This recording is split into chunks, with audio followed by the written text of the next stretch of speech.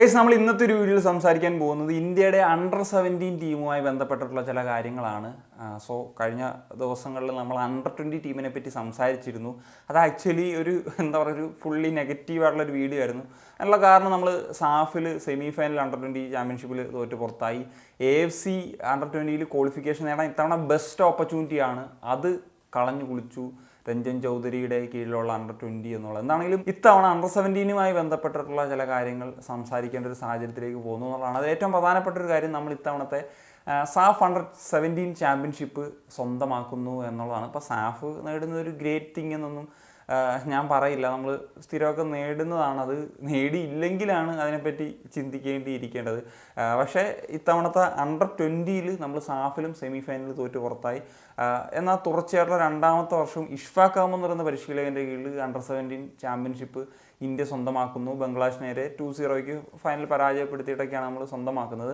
ഈ ടൂർണമെൻറ്റിലേക്ക് വരുന്നൊരു സമയത്ത് 4 മാച്ചിൽ നിന്ന് ഇന്ത്യ അണ്ടർ 17 ടീം 10 ഗോൾസാണ് അടിച്ചത്, 2 ഗോൾസാണ് കൺസീഡ് ചെയ്തത്. ആ 2 ഗോൾസും വന്നത് ഒരു മാച്ചിലാണ്, സെമി ഫൈനൽ മാച്ചിൽ നേപ്പാളിനെതിരെ എന്നുള്ളതാണ്.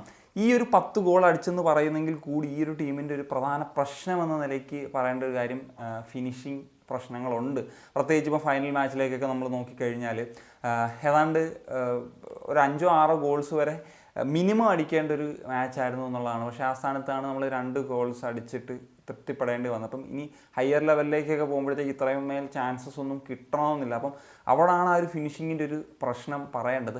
പക്ഷേ നമ്മളിപ്പം അണ്ടർ 20 ടീമിൻ്റെ ഒരു കാര്യമൊക്കെ പറഞ്ഞിരുന്നു. അത് നല്ലൊരു അത്യാവശ്യം ടെക്നിക്കലി ഗുഡായിട്ടുള്ളൊരു സൈഡാണ്. പറഞ്ഞ ഒരു ഫിനിഷിംഗ് ആണ് ഒരു പ്രശ്നം. പ്രത്യേകിച്ച് ഈ അണ്ടർ 20 ബാച്ച് മുമ്പ് അണ്ടർ 17 ബാച്ച് ആയിരുന്ന സമയത്ത് ബിബിയാനോ ഫെർണാണ്ടസ് എന്ന് പറഞ്ഞ കോച്ചിൻ്റെ അണ്ടറിൽ ഔട്ട്സ്റ്റാൻഡിങ് പെർഫോമൻസ് ഒക്കെ നടത്തിയത് നമ്മൾ കണ്ടതാണ്. എസ്പെഷ്യലി ജപ്പാനെതിരേക്കുള്ള മത്സരം നമുക്ക് ഇപ്പോഴും ഓർമ്മയുണ്ട്. പക്ഷേ ആ ഒരു ടീമൊക്കെ ആയിട്ട് പുതിയ അണ്ടർ 17 ബാച്ചിനെ നമ്മളൊന്ന് കമ്പയർ ചെയ്യുന്നൊരു സമയത്ത് അത്ര ഒരു ടെക്നിക്കലായിട്ടുള്ള ഗുഡായിട്ടുള്ള സൈഡാണോ എന്നുള്ള ചില സംശയങ്ങളൊക്കെ എനിക്കുണ്ട്. അതുപോലെ തന്നെ അത്രമേലൊരു ഫിസിക്കലായിട്ടുള്ള സൈഡാണോ എന്നുള്ളൊരു സംശയവും വേണമെങ്കിൽ നമുക്ക് പറയാം. പിന്നെ ഇഷ്ഫാഖ് അഹമ്മദ് അണ്ടർ 17 യൂത്ത് ലീഗിലെ ബെസ്റ്റ് പെർഫോമൻസ് നടത്തിയ പ്ലേയേഴ്സിനെ തന്നെയാണ് സെലക്റ്റൊക്കെ ചെയ്തിട്ടുള്ളത്. പക്ഷേ ഈ പറഞ്ഞ പോലെ കൂടുതൽ പ്ലേയേഴ്സും ഈ പറഞ്ഞ പോലെ നോർത്ത് ഈസ്റ്റ് സൈഡിൽ നിന്നുള്ളവരാണ്. സോ സംടൈംസ് ഈ പറഞ്ഞ പോലെ ഒരു ഫിസിക്കൽ എബിലിറ്റി എന്ന് പറയുന്നതും ഒരു ഫാക്ടറായിട്ട് മാറും. അല്ലെങ്കിൽ ഇത് പിന്നെ ഹൈലി ടെക്നിക്കലായിട്ടുള്ള സ്കോർ ആയിരിക്കണം, അങ്ങനെയല്ല. സോ പറഞ്ഞ പോലെ AFC ലെവലിലേക്കൊക്കെ പോകുമ്പോഴത്തേക്കും അങ്ങനത്തെ ഫിസിക്കൽ ടീമുകളായിട്ടൊക്കെ നമ്മൾ നേരിടേണ്ട ഒരു സാഹചര്യം വരുമല്ലോ. അപ്പോൾ അതെങ്ങനെ ഹാൻഡിൽ ചെയ്യുന്നുള്ള ഒരു പ്രശ്നം തന്നെയാണ്. എന്നാലും നമ്മൾ ബിബിയാനോ എന്ന് പറയുന്നൊരു കോച്ച് അണ്ടർ 17 പെർസ്പെക്റ്റീവിൽ നല്ല പേരെടുത്തിട്ടുള്ളൊരു പരിശീലനമാണ്.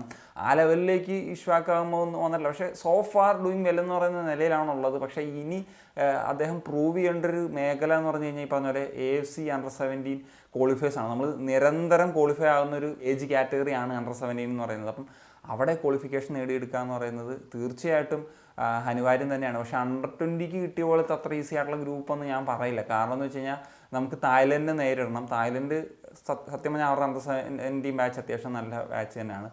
തുർക്കമെനിസ്ഥാൻ തീർച്ചയായിട്ടും ഒരു ട്രിക്കി ആയിരിക്കും.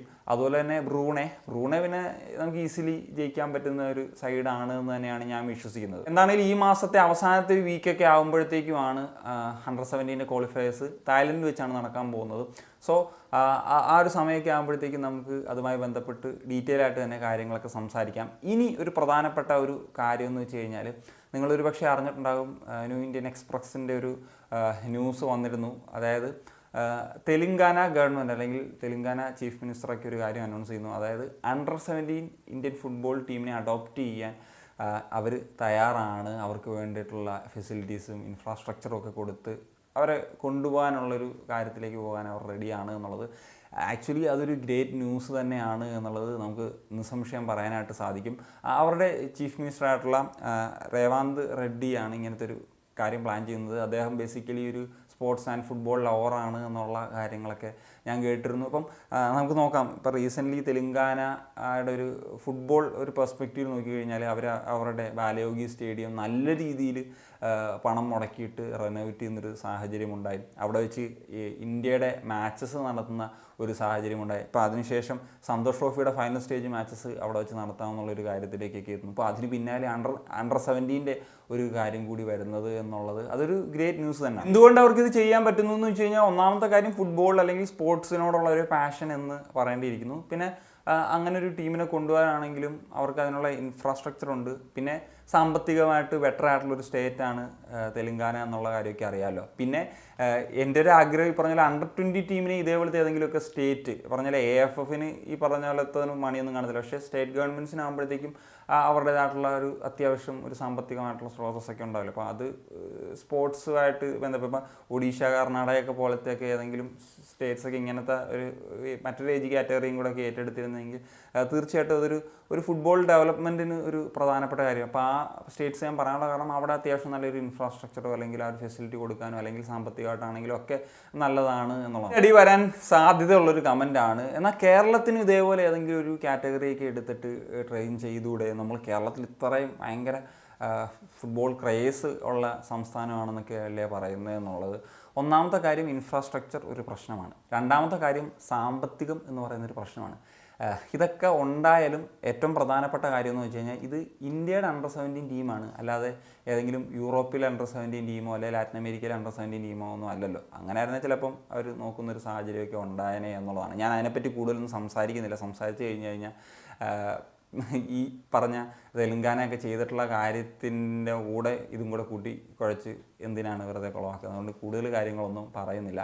എനിവേ ഇതിനോടൊപ്പം തന്നെ ഏറ്റവും പ്രധാനമായിട്ടും അത് AFF ചെയ്യേണ്ട ഒരു കാര്യമാണ്. യൂത്ത് ലീഗ് ഇപ്പോൾ അണ്ടർ-17 ആണെങ്കിലും അണ്ടർ-20 ആണെങ്കിലും താഴോട്ടുള്ള എല്ലാ കാറ്റഗറി ആണെങ്കിലും നല്ല രീതിയിൽ സെറ്റപ്പ് ആക്കുക, കൂടുതൽ മാച്ചസ് കൊടുക്കുക. ഞാൻ അതുമായി ബന്ധപ്പെട്ടുള്ളൊരു വീഡിയോ കുറച്ച് കാര്യങ്ങൾ അത് റീൽസ് ഷോർട്സ് എന്ന നിലയിൽ വിത്ത് സബ്ടൈറ്റിൽ എന്നുള്ള നിലയിൽ തന്നെ ചെയ്യാനായിട്ട് ഉദ്ദേശിക്കുന്നുണ്ട് അടുത്ത ദിവസങ്ങളിലൊക്കെ തന്നെ. അപ്പോൾ അതിനെപ്പറ്റി കൂടുതൽ കാര്യങ്ങളൊക്കെ സംസാരിക്കാം. So that's it guys. അപ്പോൾ ഇത്രയൊക്കെയാണ് പറയാനുള്ളത്. സോ നിങ്ങളുടെ ഒപ്പീനിയൻസ് തീർച്ചയായിട്ടും കമ്പോസ് ചെയ്യാൻ വേണ്ടി കാണിക്കാൻ